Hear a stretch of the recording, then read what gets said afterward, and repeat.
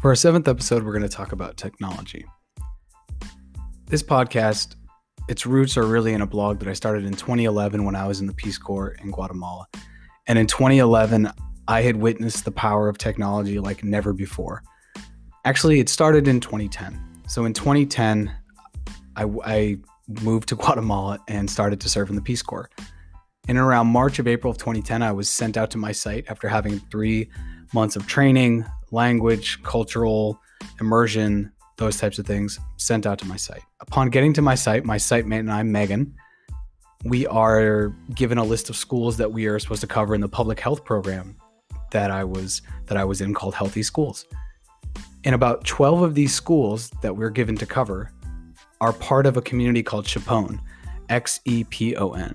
And Xepon was about, from where we were living, our site was about 10 hours walking, 10 to 12 hours walking, depending upon if it's raining and the roads are muddy, or about 2 hours by car. And the first 20 minutes would be on a nice paved road, and the last hour 40 would be on dirt roads, going up and back switchbacks across the Central American mountains. Technology had never, ever been that in front of me than it was in Xepon. When we got to Xepon, there was no electricity. The only electricity that there was generated by a generator, a gas generator, that the only tienda, the only store, the only bodega, the only store in town had. And they would essentially turn it on from around 7 o'clock at night to about 10 p.m. And they had benches outside, pews outside that looked like something you would see at a church, these old wooden pews. And people would sit there, they would buy something, sit there, and they'd watch the latest Chuck Norris film. And oftentimes you couldn't even hear it. So they're just watching images. And it was fascinating to see how people were so captivated by television, because in that time in Xepon, 2010, it was the only television in the entire community, unless you had a generator, and no one really had a generator, because then you need to put gas in it. And to get gas, you would have to go about 2 hours to 2.5 hours away. So that just didn't make much sense. So at that time, there's no electricity. For all intents and purposes, there's no electricity. So when we get there, at night things ended. As soon as the natural light went down, all the soccer games stopped. All of the kids playing marbles on the floor stopped. Then everyone went into their homes. And at this time, Megan and I would stay sleeping in different classrooms in a school. We'd put the tables together and we'd sleep over the tables. But at night, we always ate dinner and lunch, actually all 3 meals, breakfast, dinner, and lunch, at a local family's house. We would pay the woman, for the meals, for the tortillas, the chicken, the beans, the rice, whatever she'd give us. And we'd sit around with the family and we'd eat.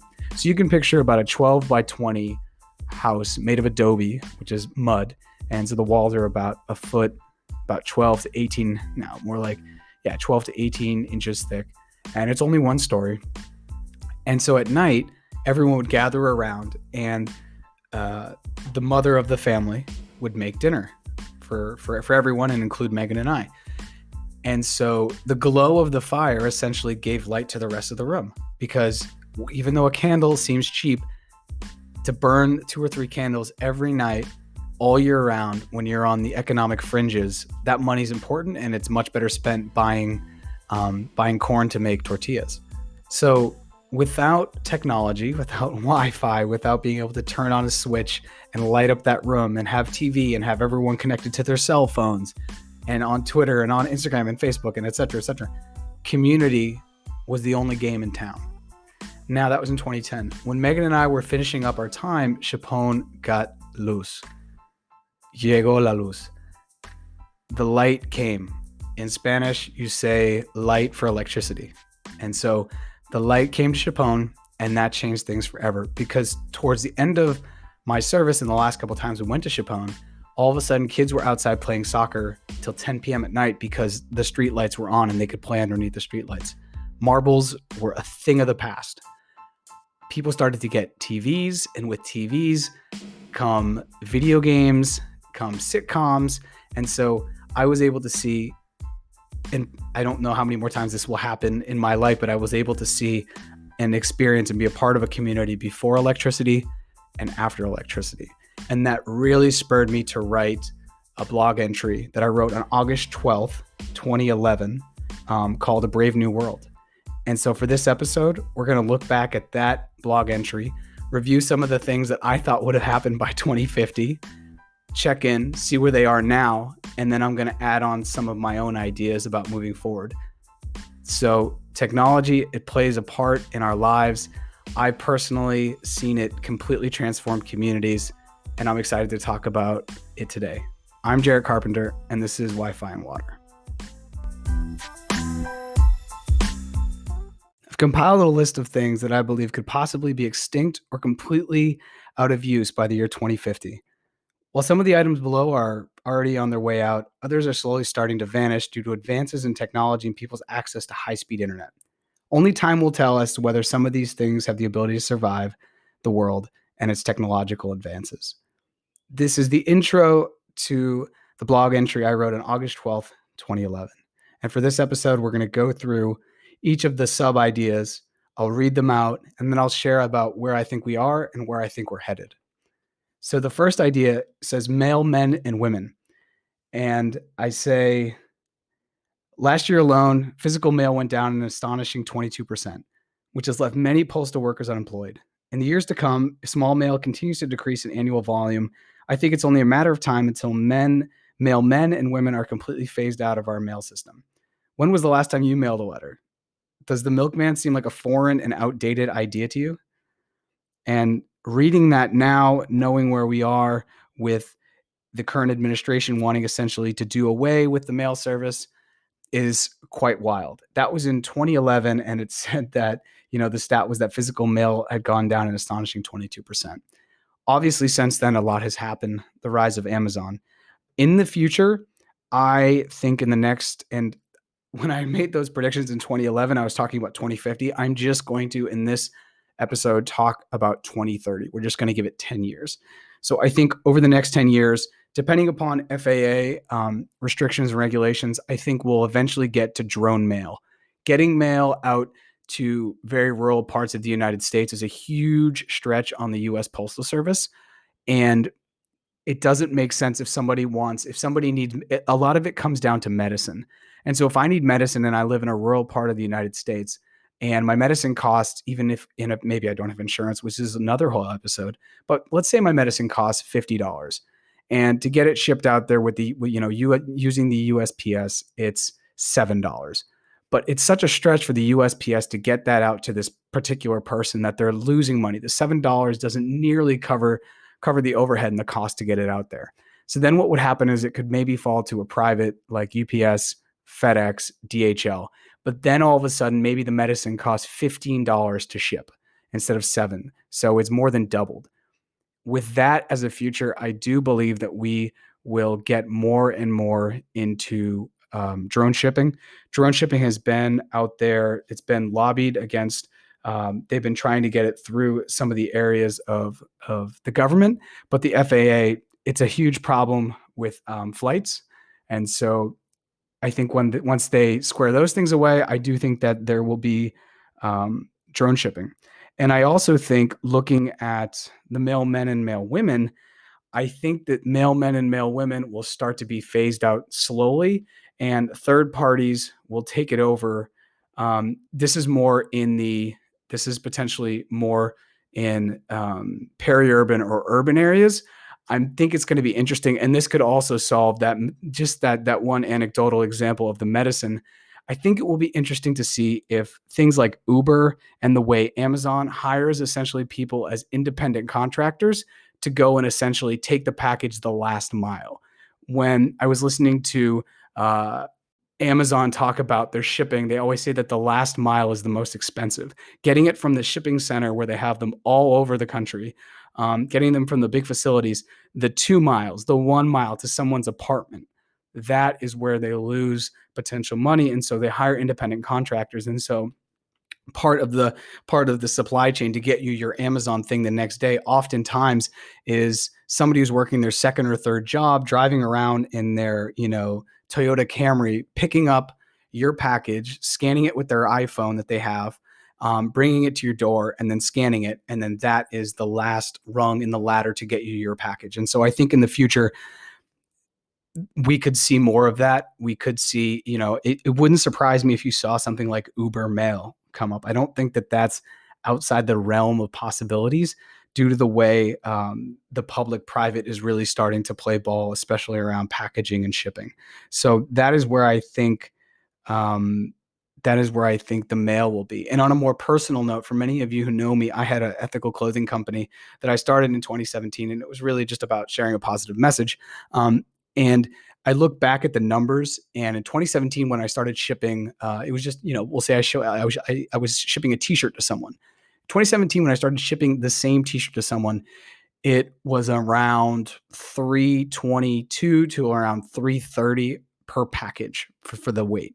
By 2019, when I shipped my last, it was up to anywhere between 420 to 430. So having almost a 33% increase for a small business is absolutely criminal when so much of the margin is lost or gained in the shipping. And so shipping is going to be a huge thing as we move forward.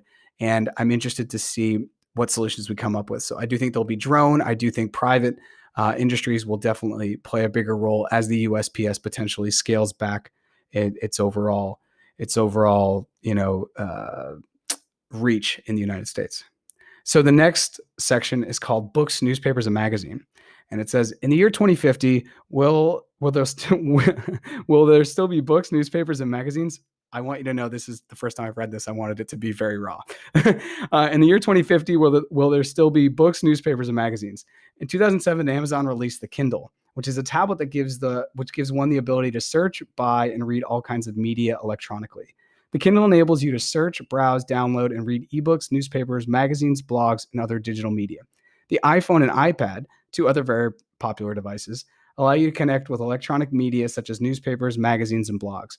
So I think it's just a matter of time until these three inventions diminish the demand, but not completely, of books, newspapers, and magazines. I think that they'll still exist, although I don't think that they'll be as prevalent as they are now. The Green Revolution will also contribute to the increasing amount of people who would rather save a tree or a buck and read the New York Times on their smartphone, iPad, or electronic book. This is an interesting one because if I would have recorded this podcast even 3 or 4 years ago, I think that would be a little bit more right on. But more recently, people have definitely found a desire and to go back to reading books. That was kind of lost for a while. There was this buzz. There was all these tablets. There was the Kindle. There was the Amazon Fire. There was just all these other things. Maybe not the Amazon Fire. There was the Fire, the Kindle, all of these different ways to not pick up a book and still read a book. And what we've seen in the last couple of years is people actually wanting to go back to their smaller, have their local bookstore and keep that going. Part of that plays into also the secondhand community, the minimalist community. So somebody will read a great book. They love the book. They got a lot out of it, but they don't need to keep it around because they live in a tiny home, or they're on the go, or they're a student, or they're going to travel, or they're going to move. And so they're going to leave that to secondhand books. And so I do think if I had recorded this even 4 or 5 years ago, things would have looked a little bit different. One of the things that I didn't foresee in this, when I talked about Amazon here, was I didn't see that Amazon was going to go into everything, and Amazon has now gone into everything. There are very few things you can't get on Amazon, and that's the way they make it. So when you search for anything there, they'll bring up a third party, and they'll basically go get it from them and then resell it to you, which is, I didn't see that coming. I know that that's kind of an aside, and it is totally having to do with technology and where we're going with technology. But I totally did not see that as a thing when I wrote this about books. So I guess with this, books will always exist. And the last decade trends will kind of show that as technology, quote unquote, came out and people had all these things where they could read books without having books. And, you could go on your vacation, and instead of bringing your 7 mystery novels to read on the beach, you bring this little paper thin thing that has 24, 48-hour battery life. People love that, but I think people are also starting to go back to books, and secondhand books are definitely on the up. However, I will say this about magazines and newspapers. I think that they are dead. I think over the next 10 years, magazines will essentially really, really start to disappear as everything becomes strictly digital. And newspapers as well will continue to step up their digital subscriptions to make up for the lack of their hardcover sales. In my parents' house, they've had the Boston Globe since I was a little kid, and only in the last year did they basically cancel that subscription because reading the newspaper is no longer where we get our news. And a lot of that is just due to the change in news cycle. By the time you read it on, by the time you read it on your kitchen table, you already know because you've read it on your phone. And so the way that we digest news and the news cycle and how it's literally every second, I think has definitely changed the way that we need to interact with news. And the newspaper is just a little bit behind. So everything I think will be digital in the next 10 years. And I don't know what's going to happen with these, mid to smaller publications other than them essentially just disappearing or going into something more that looks like a Vice, where they essentially just do small exposés of video from like 4 to 20 minutes as a way to continue to do their journalism. And then they sell ads on top of that. That's where I think that's going to go. The next section, movie stores. Once again, I haven't read this in about a decade. Movie stores. The movie Be Kind, Rewind, 2008, was, in my opinion, a 102-minute obituary or send-off to movie stores in America and the world as we know it. In Beverly, Massachusetts, where I grew up, we had a local movie store, Videosmith. Videosmith had the feel of a mom-and-pop business, always had the newest releases and many other classic titles. However, it's been years now since Videosmith has been in business. It was larger chains like Blockbuster, which carried more titles and gave longer rental periods for the same price, that eventually helped to do away with local-owned video stores like Videosmith and the movie store in Be Kind, Rewind. Yet I believe it is Blockbuster's turn to fall and other companies like Netflix to thrive and survive. It's almost Darwinian in the way that I've seen the world of renting and buying videos change in my short 24 years. Netflix, a company that offers a DVD delivery system with flat fee, unlimited rentals without due dates, late fees, shipping or handling fees, or per title rental fees, has revolutionized the way we search for and rent videos. Internet video streaming is the latest addition to the Netflix empire and allows users to watch live streaming feeds for a number of popular select titles on Windows, Mac OS X, and other compatible devices. It was Blockbuster that did away with my beloved childhood Videosmith, although Netflix and our ability to download movies illegally from the internet or illegally from places like the iTunes stores will be the one who will do away with Blockbuster in the video stores as we know it. Well, out of this entire blog and looking back on this in this episode, that may have been the most Nostradamus and potentially obvious thing that maybe I'd said at the time. Movies, as we know it, have completely changed. Netflix has revolutionized movies. I don't think that Blockbuster at the time, well, maybe they did, but for me as a consumer, I didn't think that the change would be as swift, but it really makes sense. If you can just stream something from your house instead of going to pick it up or going down to the movie store and then finding out that they don't have what you want and you end up renting, I don't know, some movie you've already seen a bunch of times, that was always going to be the future, and the future is now. Netflix now has its own originals, which I'm sure many of you have seen, and just the way that we digest movies, I think, is definitely completely changing all the time. And one of the things I also want to say about movies, I want to go a little bit, since movie stores are really dead, and we know where Netflix is, I want to go and talk about movie theaters. I think movie theaters will essentially die. They're already dying now, especially with COVID. And AMC has tried since around 2011 with its AMC Stubs program to basically offer financial incentives to the real movie fanatics. But even this hasn't worked. Their most recent AM Stubs A-List program, which includes up to 3 movie tickets a week to any film in any format for $20 monthly, was really depending on the members to want to go in and watch 3 to 4 movies a month. Or 3 to 4 movies a week. We're talking about the avid movie, the person that is just obsessed with going to the movies. And their whole thing was, we're going to make it back because we're going to charge you $22 for soda, $35 for snow caps, and like your firstborn child for popcorn. That's how they were always going to make that money back. And they were not shy about that.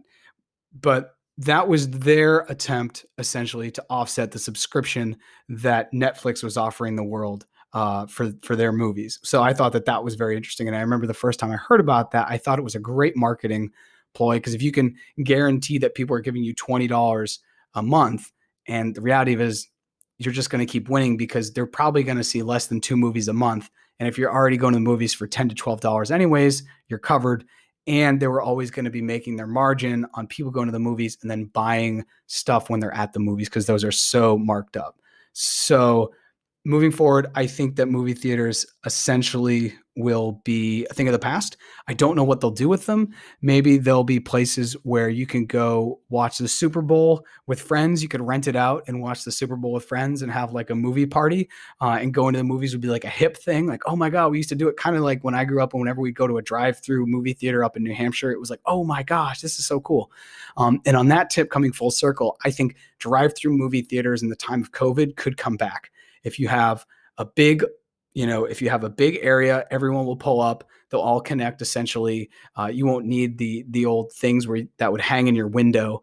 You would pull up. Everyone would essentially link to a big Bluetooth outputter, and then they could have that Bluetooth go through their car, or they could have that Bluetooth go through a cell phone that they'll have, and then they'll be able to watch movies. So I actually think the outdoor movie theater, the drive-in movie theater, could be coming back. I think sit-down movie theaters will absolutely be on the way out, and I think that they'll be used for like special events, maybe corporate events.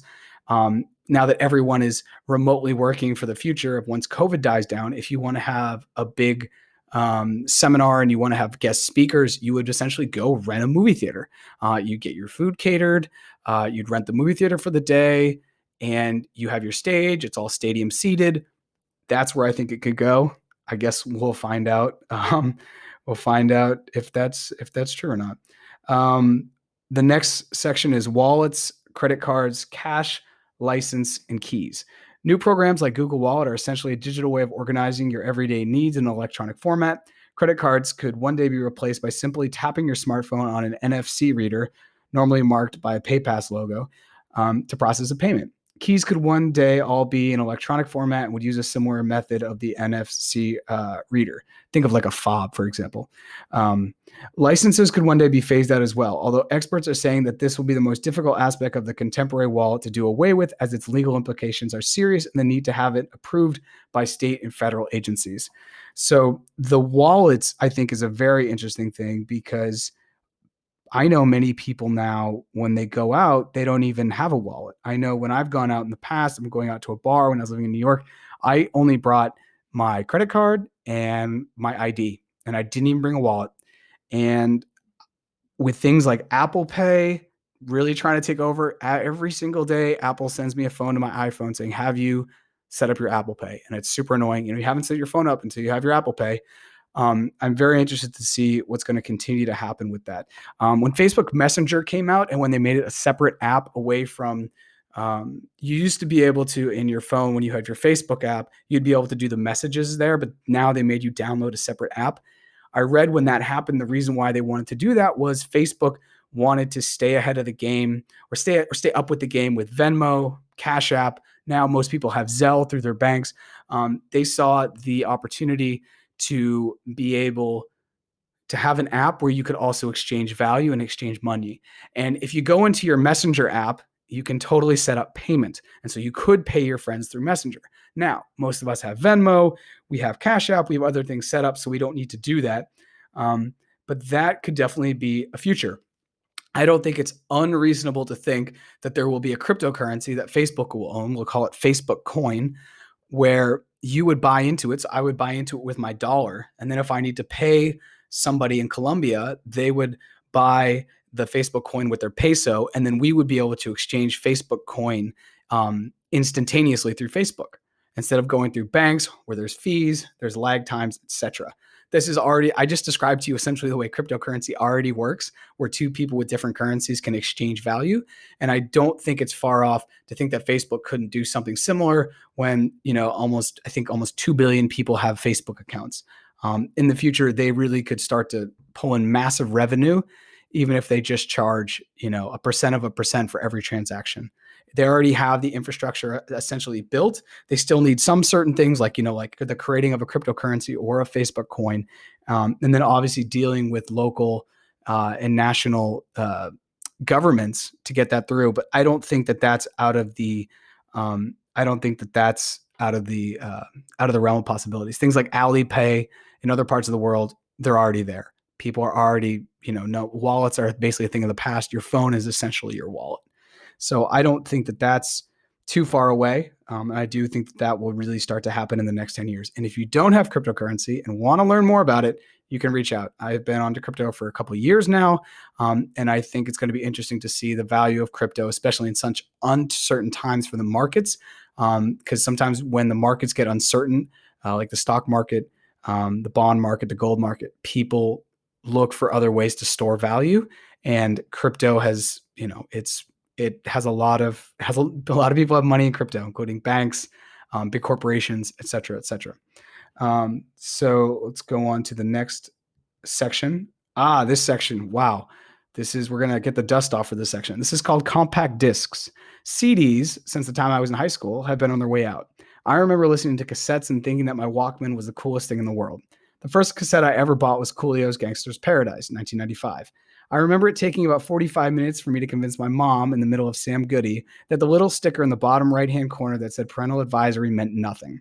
Now looking back on it, cassettes are old relics of an ancient time when one had to rewind tape or flip a cassette to find the desired song.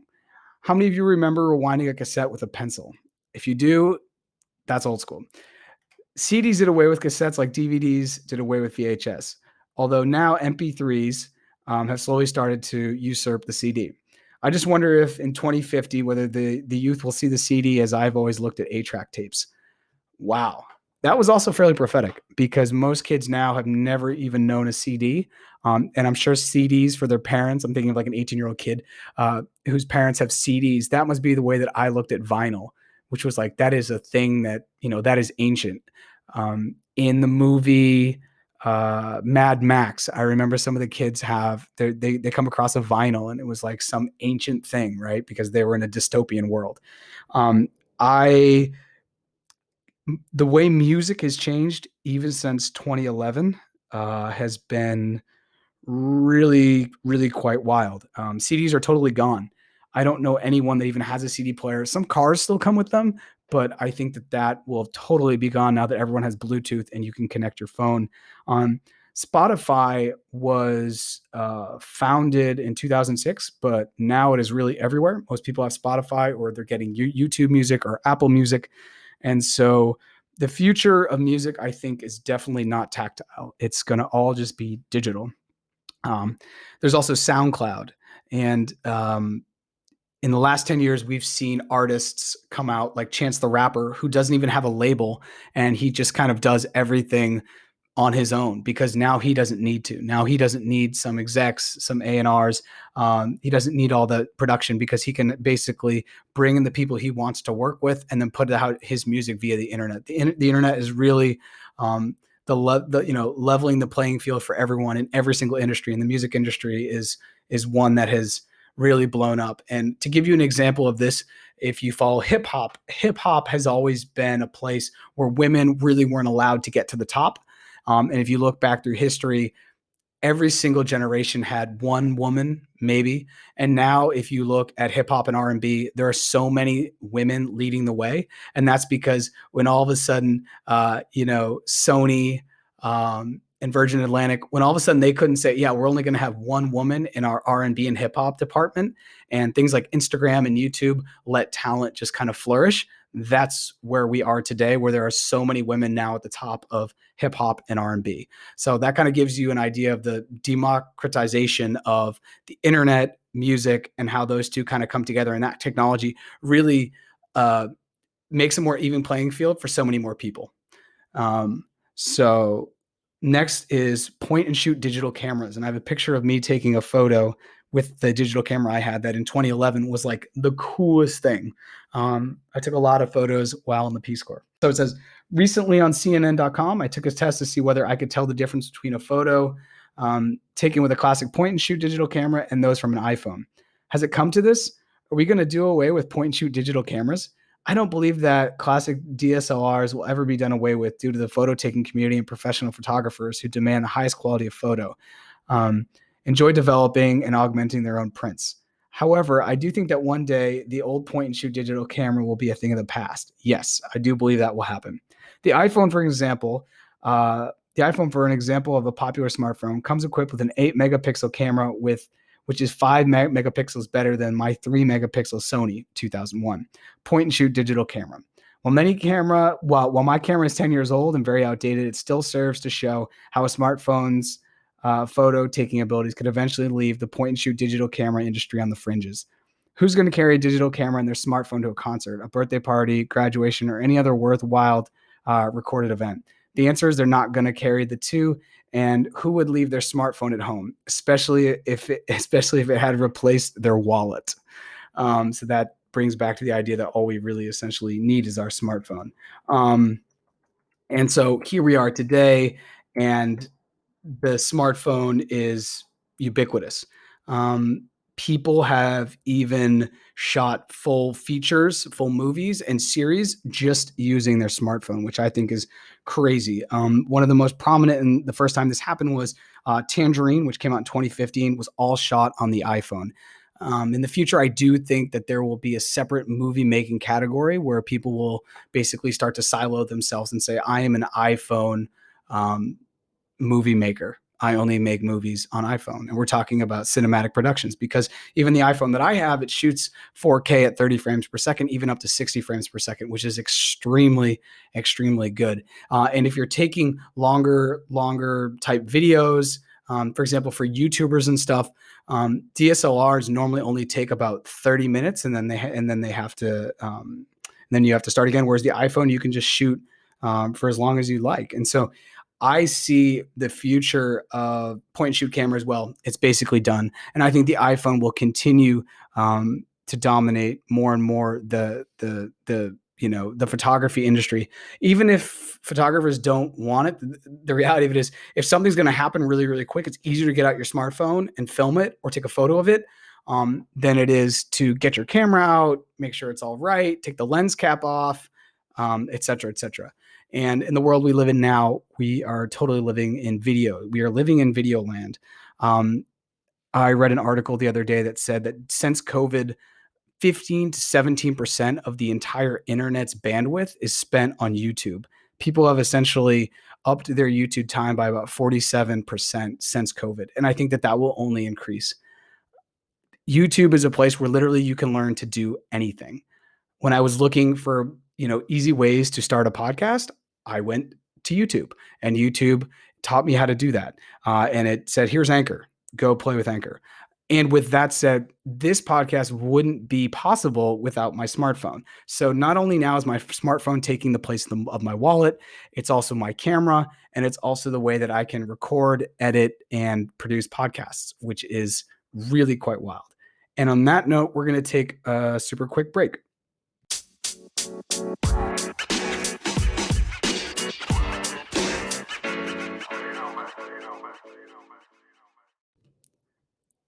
So that's the end of looking back at the blog that I had written called A Brave New World from October 12th, 2011. And I want to spend the rest of this episode talking about where I think other things will go. And one of the things that I didn't do starting at the beginning of this podcast was define technology. And I went on Merriam-Webster and I was looking at definitions, and nothing really satisfied what I think technology is, but this one kind of came close. It said a manner of accomplishing a task, especially using technical processes, methods, or knowledge. The other is a capability given by the practical application of knowledge. I'm not really in love with any of those. I think one of the most important things with technology is that it fits the particular context with which it finds itself. And what I mean is, we'll go back to Chapone. And one of the things that I constantly found in Chapone was this Spanish NGO had come over, I think, in the early 2000s. And they came over to basically splash cash in Guatemala and build, one of the things when you're looking to increase people's well-being and, increase their development, if you're looking at all the metrics, a very simple thing is just looking at WASH, right? Which is water and sanitation and hygiene. And so an easy way to do that is to provide people proper ways or solutions for them to go to the bathroom. So the Spanish NGO comes over and they build all these bathrooms. So they'll build, like a 12 by 12 room and a 12 by 12 room and then they'll connect them with a little room that has a place where you would wash your hands. And on one side, one of the rooms is men and the other side is women. And they'll have stalls and urinals, etc.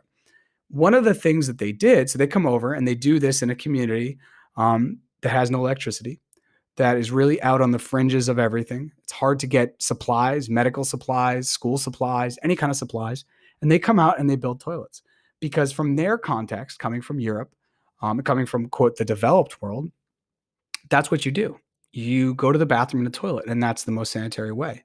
So they come over and they build these, essentially bathrooms, freestanding bathrooms with stalls, urinals, etc.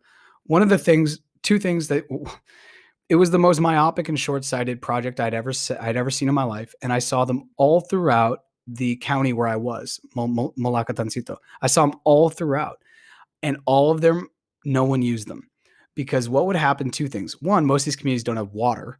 So then they would build a water catchment system off the roof to fill the toilets. But in a place where there's no water, people would get the water off the roof. It would go into their 5,000 liter tank, and then they would use that for drinking and bathing. They weren't using it to flushing things down the toilet.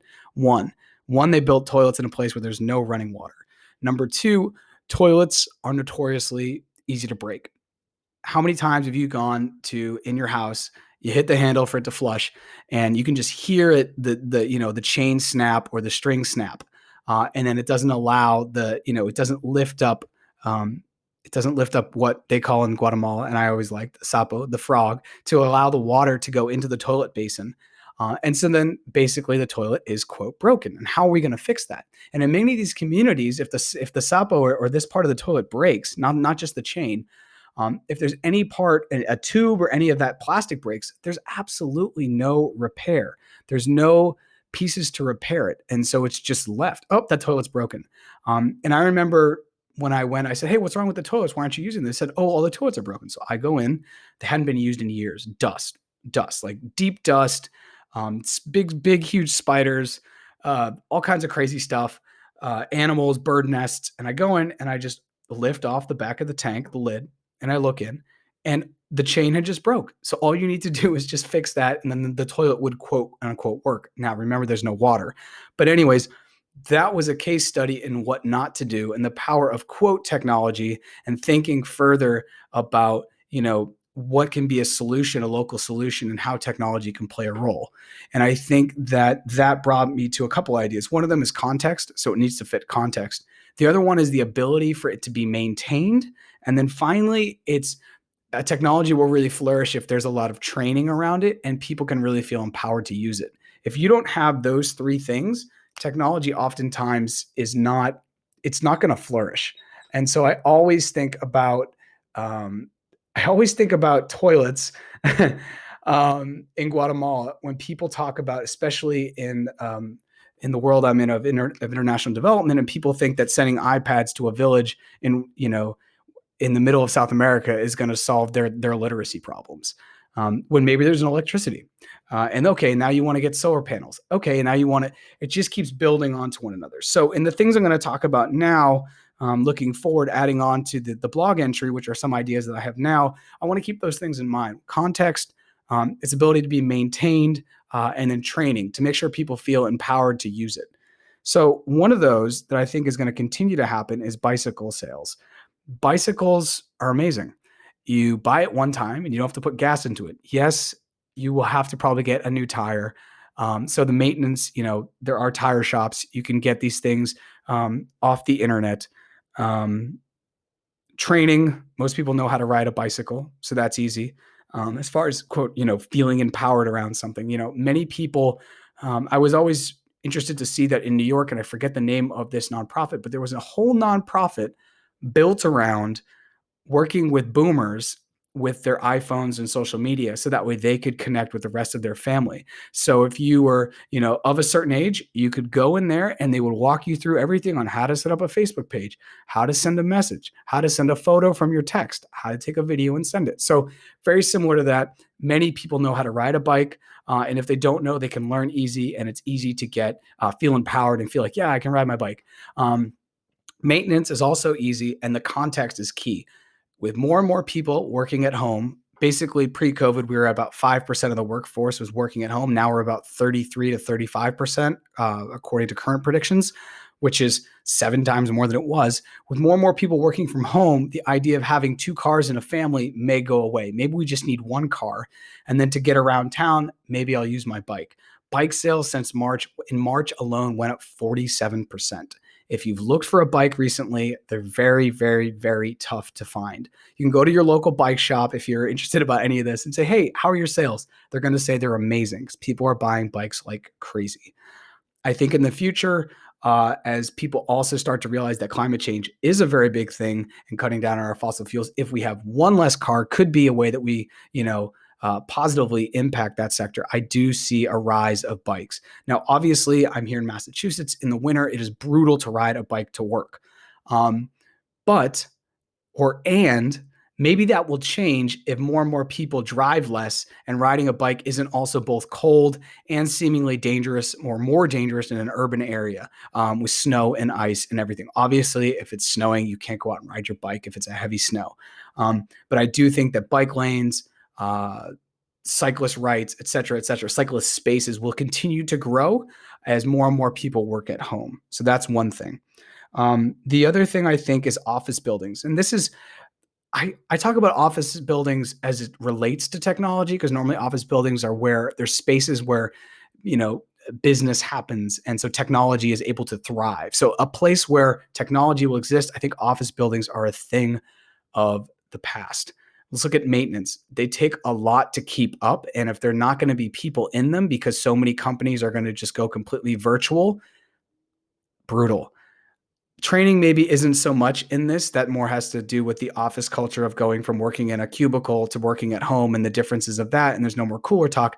But in the context where we find ourselves, many of the small businesses that I talk with and I work with and the nonprofits I talk and work with, they are figuring out ways to thrive now and not have to spend the $2,000 to, upwards of $2,000 to $5,000 a month on maintenance, on that Wi-Fi bill, on the water bill, on the utilities.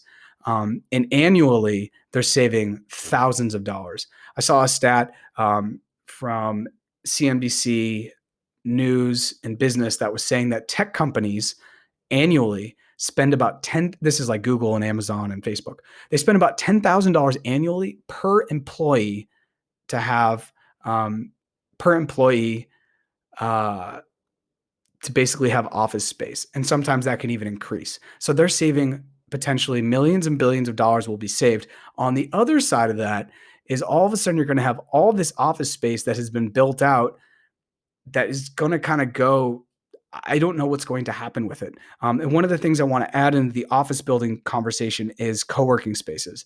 I see co-working spaces doing one of two things. Either they're going to flourish because when COVID starts to really die down on a national level, people are going to want to go to them because it still gives them the office culture, but they can have their individuality, have their little work area, or they're just completely going to die because during COVID, they're not going to be able to cover their rents, cover their overhead to make it through.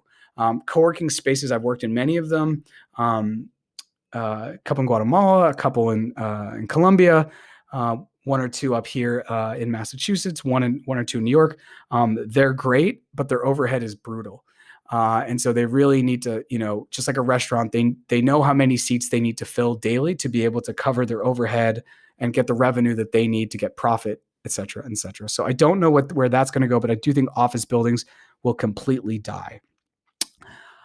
Continuing on with something that is part of like a technology, quote unquote, that we have, or a space that is communal, where technology flourishes, staying in that line, is malls. I think malls are done. Malls have been on the way out for the past 5 years, and COVID is just absolutely going to just knock that out, unfortunately. With free returns and free shipping, as long as you can wait and you don't need the thing, whatever that is, your new LeBron shoes tomorrow, if you can wait, you're going to wait. I think the future of malls is really uncertain. And even in many of the malls that I've seen in the area up here in Massachusetts, they're already leasing out space to churches, to like indoor mini golf. Malls are no longer just commerce. They're turning into other things. And I think in the future, malls will be, maybe not in the next 10 years, But potentially, I think malls and office buildings, I'm going to bring that into, will be brought into the conversations of low-income housing, climate, low-income housing, and I think that they'll also serve as like FEMA places for climate, for climate refugees, for people that are suffering from the climate crisis, for them to stay. They're huge spaces. Many of them have bathrooms. Many of them have kitchens already built in. And I see that in the future as places that will be broken up into low-income housing, like condos. And also, just as certain places get hit, I think places more inland that have malls, they could be essentially rented out by other, if my whole town was hit by a hurricane, your town wasn't, can I come in and I use your mall to do triage, to continue to run my government, to do whatever I need to do. But they're great big spaces, they're communal spaces. And I think in the future, they're going to be less used for commerce and more used for community type things. I also think there's a situation where maybe they turn into a place where nonprofits can work and other do-gooders, social enterprises, et cetera, where they get tax breaks on their rent. So that way they're not losing so much on their rent if they're not able to work virtually, like a soup kitchen, for example. So there you go. Office buildings, malls. I've already touched upon movie theaters. And to continue forward with this, I think parking lots obviously isn't a technology, but I think parking lots more and more, we're going to see people using them in very different ways. They're no longer just going to be, a place where you're going to have people parking, because I do think cars are going to go down. I think that, so one of the things I think to go with the cars and the parking lots is I think more and more people are going to get into ride sharing. COVID obviously throws some of this out of whack, but instead of me having my lease every month and my maintenance and my insurance and paying parking and this, that, and the other, anytime I want to go shop, I don't have a car. I'm just going to go get an Uber there and an Uber back, and it's going to be $10 each way, and that's $20, and that's way better for me than being on the hook for my lease, figuring out parking, et cetera, et cetera. So I think ride shares will also cut down on parking in malls and will cut down on cars. But traditionally, parking lots are made and they're so big because there's a per capita value, so if like this mall can hold, for example, 5,000 people, we need to make sure that we have 6,000 spots. Now, those numbers aren't based on anything. It's just the idea that this is how parking lots are zoned and figured out. So if you have 5,000 people that can go in the mall, you need 6,000 spots because you have to take into account the people that work there. Maybe, there's a movie theater too. So that number can actually increase or decrease depending on the time of day, et cetera. So that's why parking lots they're really one of the biggest thing that separates the United States from every other country I've been to, because they don't have the same thing, because they don't have car crazy cultures. And so in the future, I think the United States is going to have to reckon with the fact that it has millions of, maybe not millions, but thousands upon thousands of square miles of parking lot that I just don't see being used in the future. And I don't know what they're going to be turned into, but I'm interested to see.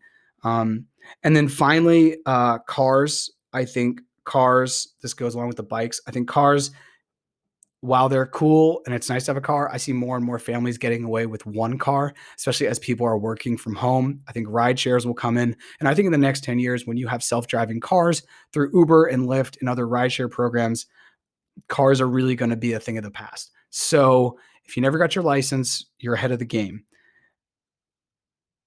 And then finally, I think there are three things that are going to continue to push technology forward, and these three things are kind of, they go, context, training, and maintenance. I think is where technology kind of flourishes. That's the way I kind of think about it. And once again, it all has to do with toilets in Guatemala. But the final thing is, I think these three lifestyle choices are choices that are going to continue to really dictate where technology goes. One of them is minimalism. I think the idea that we don't need a lot of stuff to make us feel good is something that many people are really adopting and loving and living with and thriving with. Realizing that you can live kind of like a utilitarian life with minimalism, in the sense that I don't need this quote Gucci belt or this Balenciaga shoes that cost, I don't know, $2,000. I can wear these same shoes that I just found in my thrift store for $20, and they gave me the same utilitarian purpose. I just need to be able to walk.